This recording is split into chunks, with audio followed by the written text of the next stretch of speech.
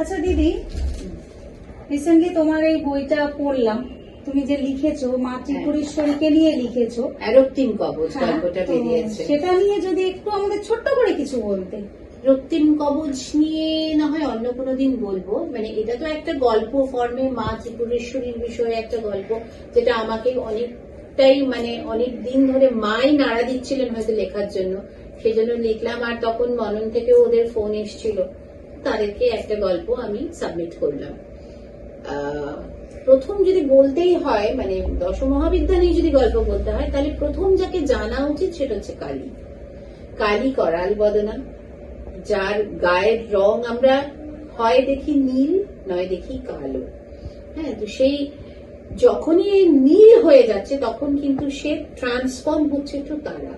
আর যখন কালীকে কালো দেখছি তখনই কিন্তু সে প্রথম মহাবিদ্যা কালী।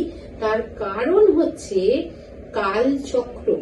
মায়ের থ্রু দিয়ে কিন্তু আমরা কালচক্রটাকে দেখছি। মানে যা পৃথিবীতে আসছি তা ক্ষয় হবে, আবার সে বিলীন হবে সেই কালচক্রে। তার মানে এটা একটা, হ্যাঁ, এটা একটা সাইকেল চলছে, অনন্তকাল ধরে এই সাইকেলটা চলছে। আমরা আসছি, চলে যাচ্ছি। তার মানে কি হচ্ছে, আমাদের রিফরমেশন হচ্ছে, আমরা আরো উন্নত হচ্ছি, আরো ভালোর দিকে যাচ্ছি। হ্যাঁ, সেটার জন্যই কিন্তু পাঠানো। এবার সবসময় তো তা হয় না, অনেক সময় আমরা মোহ মায়া লালসা এতে আকৃষ্ট হই, যেহেতু মানব জীবন। সেখান থেকে আমাদের আবার পতন ঘটে, আবার আমরা সেই সাইকেলের চক্করে পড়ি, আবার ঘুরপাক খাই, খেয়ে আবার কিছুটা রিফর্ম হই। আজকাল খুব পাস্ট লাইফ রিগ্রেশন নিয়ে কথাবার্তা হচ্ছে।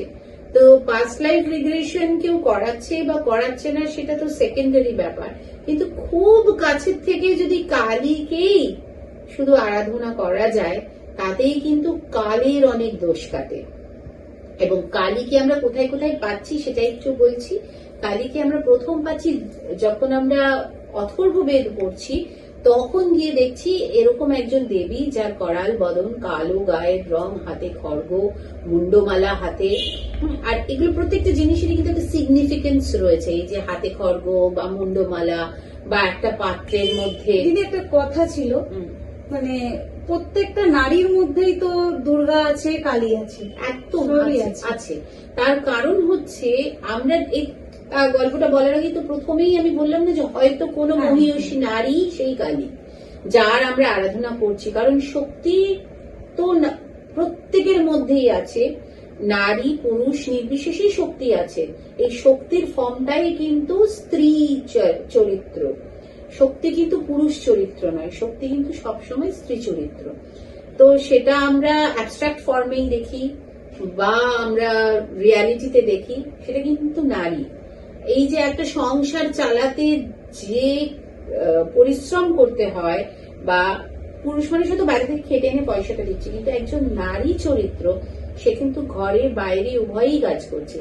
সে কিন্তু সমস্তটা, টাকাটা শুধু এনে দিচ্ছে, টাকাটার যে সঞ্চালনা, টাকাটা কোথায় যাবে, ছেলের ভাগে কতটুকু যাবে, মেয়ের ভাগে কতটুকু যাবে, কতটুকু খাওয়া দাওয়ার জন্য লাগবে, কতটা সেভিংস করতে হবে, সেটা সবটাই কিন্তু নারী। হ্যাঁ, এবং নারী যদি পুরুষের পকেট থেকে, আমি বলি এটা আরো বেশি মানে আশীর্বাদ সেই পুরুষের জন্য যে পুরুষের পকেট থেকে নারী টাকা চুরি করে। আমাদের মা মাসিরা যেমন বলতো, সংসার সুখের হয় রমণীর গুণে।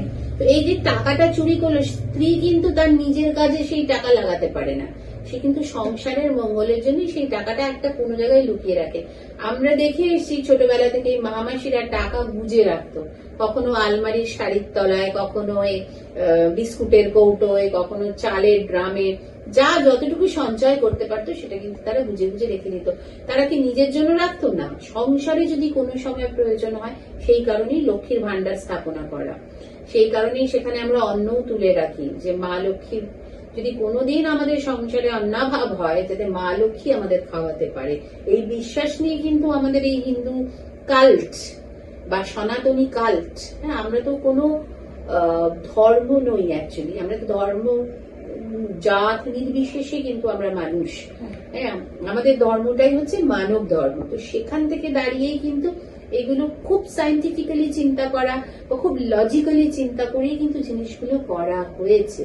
তো তো সেখান থেকে দাঁড়িয়ে আবার কালীতে ফেরত যাচ্ছি। সেই কালীকে আমরা কোথায় কোথায় দেখতে পাচ্ছি? কালীকে আমরা খুব, কালীর ফেমাস ক্যারেক্টার, যখন Kali as a famous character দেখি, তখন কালীকে সিনেম্যাটিক্যালি যদি দেখতে হয়, কালীর কিন্তু প্রথম রূপ কোনটা বলতো? যখন কালী নিজে রক্তটা পান করছে, এবং কার রক্ত? রক্তবীজের রক্ত, এবং রণক্ষেত্রে তিনি দৌড়ে বেড়াচ্ছেন, রক্তবীজের রক্ত পান করছেন এবং দৌড়ে বেড়াচ্ছেন। অত্যন্ত উগ্র একটি রূপ, যেখানে কিন্তু রক্তবীজের রক্ত উনি এরকম ভাবে পান করছেন, খড়গ দিয়ে তার গলাটাকে।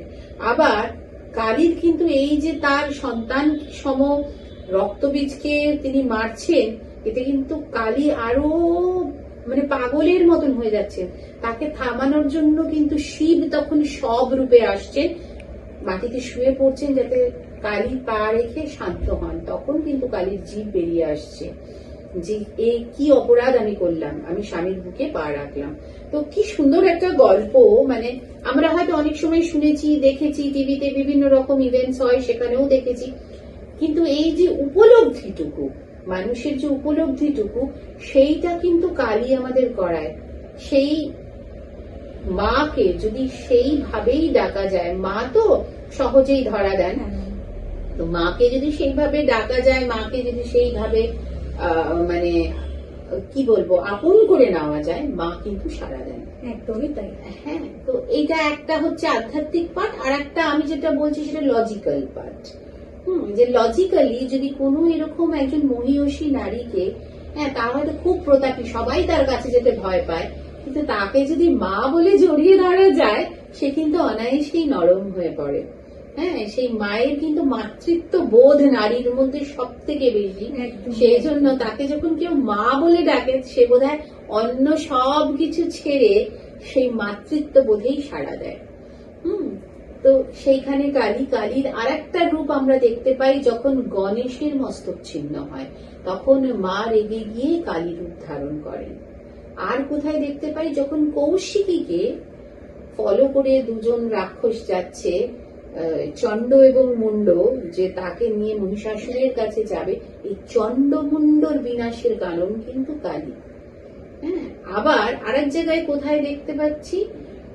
যখন আমরা খুব ক্লোজলি কালীকে স্টাডি করব, আমরা দেখছি কালচক্রের কিন্তু অন্তিম পর্যায় হচ্ছে কালী। মানে যেখানে থেকে আবার রিবার্থ হবে, নতুন জীবন খুঁজে পাবে মানুষ, বা কোনো দস্যু বা কোনো দুরাত্মা, তখন কিন্তু কালীর আবির্ভাব। আর কালী অ্যাকচুয়ালিতে যেটা অরিজিনালি কালী আসছেন কোথা থেকে? যখন মধুকৈটবের বিনাশ করা হচ্ছে। কোথা থেকে মধুকৈটবের জন্ম? বিষ্ণুর কর্ণমূলজাত, মানে কানের যে ময়লা, সেখান থেকে মধু এবং কৈটবের জন্ম হয়েছিল।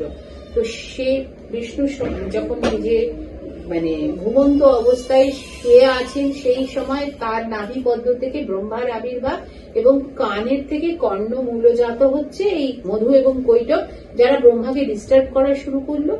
তখন কিন্তু সব দেবদেবীরা এবং স্বয়ং ব্রহ্মা শরণাপন্ন হলেন শিবের। তখন শিবাংশী কালী জন্ম নিলেন, এবং মানে আবির্ভাব নিলেন, জন্ম তো তার আবির্ভাব হলো, এবং সে কিন্তু এই মধু এবং কৈটবের বিনাশের কারণ হলেন। কিন্তু যখন আমরা মহিষাসুরকে দেখছি, তখন কিন্তু দুর্গা।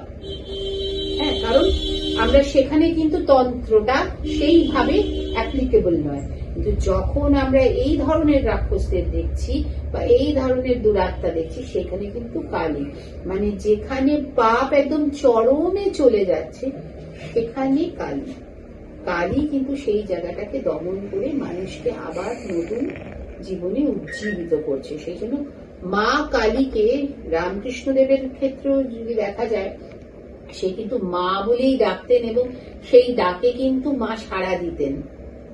বামাখ্যাপাকেও তাই না, বামাখ্যাপার ক্ষেত্রে আলাদা, বামাখ্যাপা হচ্ছে তারা, সেখানে কিন্তু কালী নয়। হ্যাঁ, রূপগুলো আলাদা, এবং সেই প্রত্যেকটা রূপের একটা মাহাত্ম্য আছে। তুমি যখন তারা বললে, তোমাকে একদিন আমি তারার গল্প নিশ্চয়ই শোনাবো। ধন্যবাদ দিদি, ধন্যবাদ আপনার এই অমূল্য সময় থেকে আমাদের সময় দেওয়ার জন্য। আমারও খুব ভালো লাগলো গল্প করে, অশেষ ধন্যবাদ তোমাকে।